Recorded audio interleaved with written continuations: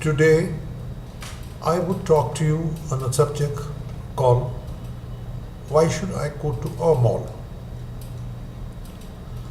By saying mall, I mean any organized retail unit. An organized retail unit would give you some idea about the reasons why people go to a mall and what are your own personal standards which are required when you go, because you have to meet those standards of the visitors who are coming. I go to a mall because it's nicely decorated. There's a nice ambience. There's a nice music out there. Generally, you go to a good retail unit, you feel good. You see a nice air conditioned, you see nice pretty faces, you see nice trim salespersons ready to help you to provide you any query which is there. You find goods which are researched by the owners on that quality. What are the goods which mean the quality standards? They are researched from the background of the employers, of the manufacturers, of the quality code standards. You are quite sure that the goods in malls are competitively priced. I'm not talking of high-end shops, but I'm talking of general shops, that the goods are competitively priced. And there are wide varieties of goods available in the same product. If I was to look at mangoes, I possibly will get 6 types of mangoes. If I was to look at bath soap, I would get about another 10 types of bath soaps. So these are the general reasons why I would be visiting a mall. Now let's see, what is the organization of a mall? Mall has administration. As you are entering mall, you have the security system, you have the parking systems where you park the vehicle, you have the operation systems in a retailing unit, you have operation systems out of retailing unit. In retailing unit, the systems would be of merchandising, of buying goods, storing goods, displaying goods. Then there will be also layouts, how the product is to be laid out. There will be a counter where the goods are for point of sales, where the goods are again packed and they are delivered to you. So that is the general operations portion of the mall. Next would be maintenance, air conditioning, standard power supply, clean bathrooms, and there will be other various maintenance requirements for the AC, humidity controls, or they form part of the maintenance. So that again, if the maintenance is not proper, it's going to be very warm. I possibly may not go into a mall. I'll possibly buy from the street. Maybe it's slightly more expensive, slightly more tough, but why should I do that? Now, next we talk is various types of retailing units. Retailing units can be size, so many areas of square feet per retailing unit. They can be by formats.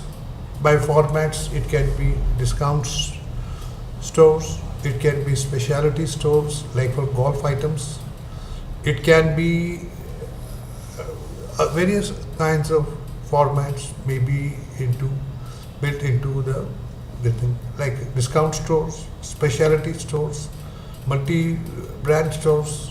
So these are the formats.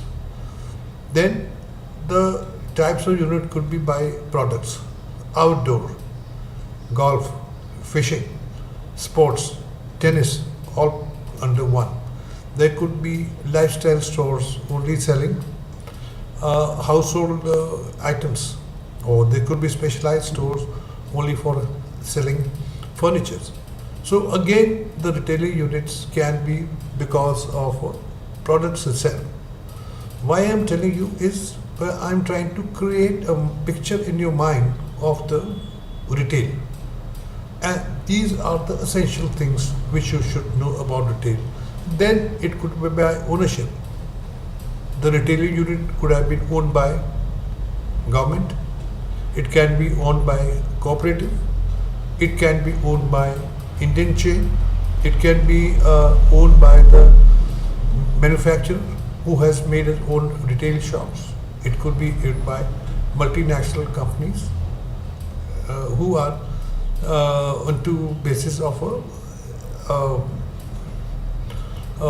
creating malls all over. So now we will talk about various positions in a retail unit. In some units, these positions may be combined. In some unit, these positions may be expanded. First is Director of Retail. Now, Director of Retail is responsible for overall development of mall, overall profitability of retailing operations. He will have various sections under him. There will be head of operations which is looking after all the operations which are happening inside, outside of the malls, storage, purchase, point of purchase, movement of the goods, quality controls, all that comes under his head of the operations.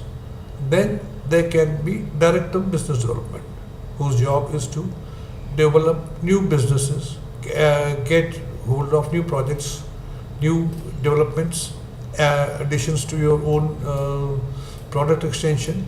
They are all additions of various kinds. Then there can be GM franchising. Franchising means opening up new stores into various cities in various formats. Then there can be General Manager Retail Operations. General Manager Retail Operations would entail managing small units under the Director of Operations. A particular unit may be handled by a GM retailer. And then there will be GM Procurement. Now, GM Procurement would entail that he should be able to standardize the goods purchased. Now, standardization is a very difficult job. Sizes there, colors are variables, fashions are variable. So then testing of the equipment, testing of the quality control of the equipment. So that comes under the GM Procurement or GM Purchase. Next comes as visual merchandising. Visual merchandising means what type of stores layout should be there. Should have bright lights? Should we have dim lights? So that all comes under visual merchandising. How should the models be placed? What should be the direction of the bathrooms? What should be the store's layout of the trial rooms? So those all come under partly under visual merchandising and partly under the retail thing. Then there are store managers. Store managers are there who look after the stores completely, or they may be 4 or 5 store managers into a same store. Then there could be unit managers. Unit managers could be small controlling units. Like in crockery sections, there may be 4 unit managers. One controlling stainless steel, one controlling melamine, or one controlling other kind of this. So that is the unit manager. Then can be Inventory accounting. Goods are bought, goods are sold. What is the inventory? Reordering. How do you re-order the good? Then cash accounting. The goods are being sold. The goods are being sold. The cash is being collected. They are being paid through cash. They are being paid through various other instruments. Gives you accounting section. Then there has to be a establishment section. Establishment section deals with the pay, salaries, selection, recruitment, promotions. So that is another part of the retail unit. So these are the various kinds of units which we are looking at into malls. And now when we are now looked into these kind of these things, you should be able to have got an idea what a retailing unit is like. What are the jobs? What are the responsibilities? Now the jobs and responsibilities we will deal at a later stage. Up to now, I have just tried to give you an idea about the retailing unit. So read the video again and try to understand what the mall is like, what the operations are like. It will also provide you an idea where will you fit in, where are your weaknesses, where are your strengths. When you are in an ambience unit, how do you deal with yourself? Are you fit? Are you not fit? You need to improve your own self. So these are the questions you should be able to answer for your own self, which nobody else can. Thank you for the attention. Do read through it, to hear it. We hear the video on www.learn